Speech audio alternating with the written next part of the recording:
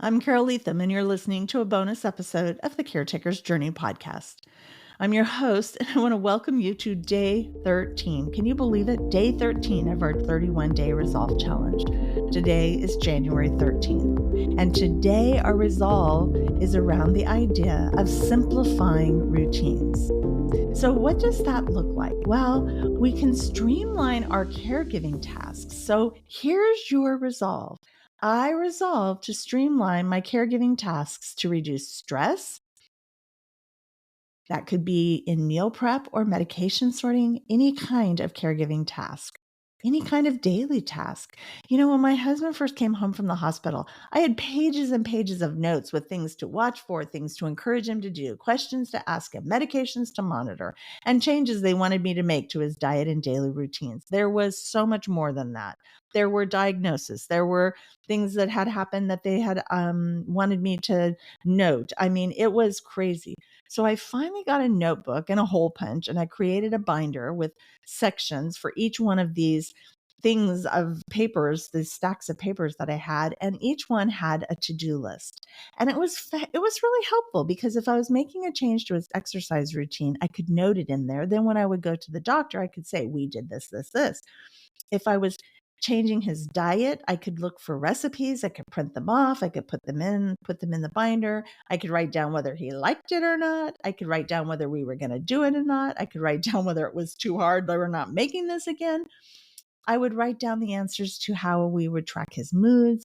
I created a little graph and tracked his moods. I would track how much we were walking when we went out for a daily walk. You could easily create a note in your phone, but for me, it felt more structured and tangible to have this in a notebook. I also created a section for questions that would come up for the next appointment with his doctors or therapists or psychologists. It was so important because you know how you're going along and you think of something and then you think, oh, I'm going to remember it. Well, I realized very quickly that was not going to happen. So I would begin to keep my notebook handy and I would write a question for for whichever a therapist was coming at the next appointment. And I would write it under that particular doctor.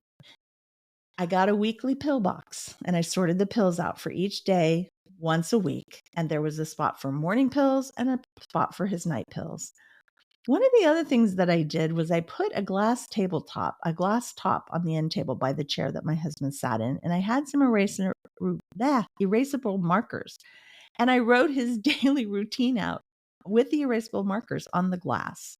I wrote down the medications, the schedule. I even wrote down the TV shows that he liked to watch when he was getting his anxiety and depression got too much. There were certain TV shows that would calm him down. And then when I ran an errand and someone was there with him, they had my notebook and they had the writing on the glass top table, and they knew exactly what to do if something happened.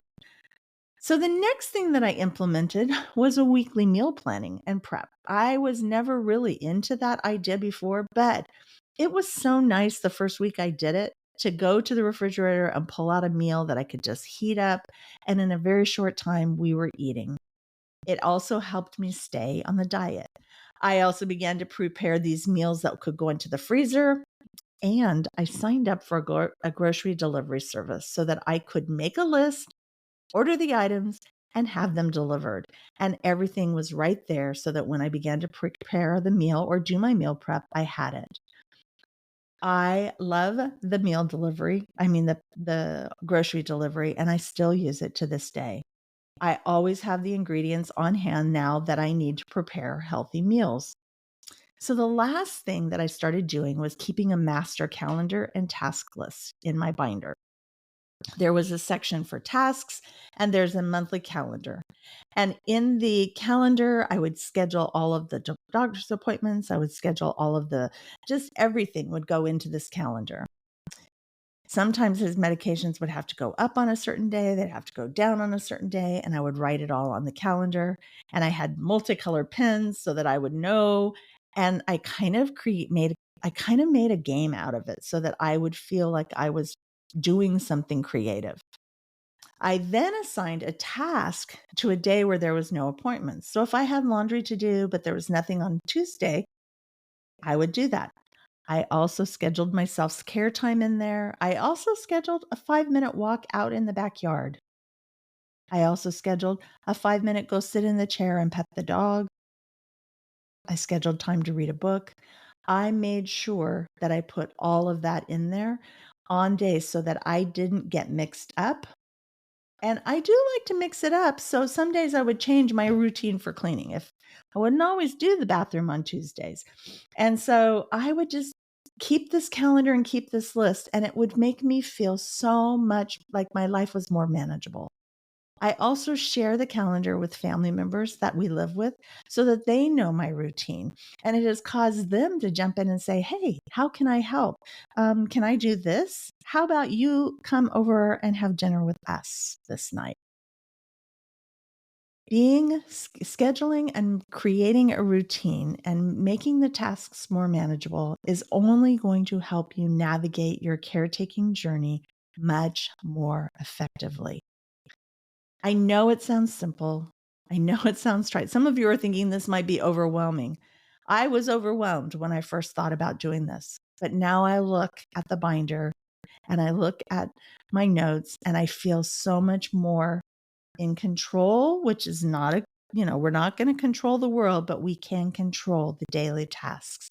And I know there are days where I don't feel like doing my laundry on this day. So I take it and cross it out and move it to another day. I'm not locked in because I'm too creative to be locked in. I just want to encourage you to begin to organize and find ways to take the stress off of you as a caregiver. Meal prep, create a binder. If you want more information, send me an email. I would love to share with you more information. Thank you for joining me today. If you know a caretaker, especially if they're overwhelmed, share this show with them using the links in the show notes below. My resources for these resolves come from my book, Are You Ready to Find Joy When Life Gets Messy? This is how I do my life. My resources are in there. I tell you how it started. I tell you how it's going. I don't even tell you how it ended because we're still going. It's still ongoing. If you want to know more about my personal caretaking journey with my husband, the link to purchase my book is below. If you want an in-depth copy of the Caretakers 31-Day Resolve Challenge, join my email list in the link below, and I'll let you know how you can get it. And as I close out today, I want to pray for you. God, it seems so trite and simple to just say, organize. And yet, God, in the midst of our caretaking journey, sometimes organization is the thing that keeps us on track physically, emotionally, mentally, and spiritually, those 4 pillars. And so, God, I pray for the caretaker who's feeling overwhelmed. I pray that they will begin to seriously think, okay, what can I do? How can I streamline? How can I make this work? And sometimes it's a big binder like mine, and sometimes it's just some Post-it notes on the refrigerator. Sometimes it's just making a trip to the grocery store. Sometimes it's grocery delivery service like I do. God, I pray for the caretaker that's feeling overwhelmed right now. God, I just pray that they feel the love and encouragement of me to them, even though we've never met. But I know what it feels like to walk the shoes of a caretaker. God, you walk before us, you walk beside us, you see us. You see the 55 million of us and the 80 million of us in the world. God, thank you for loving us. We ask all this in your precious Son's name. Amen. Let me bless you. May the Lord bless you and protect you. May the Lord make his face shine on you and be gracious to you. May the Lord look with favor on you and give you peace. I will be back tomorrow for day 14. And until then, it's all about him.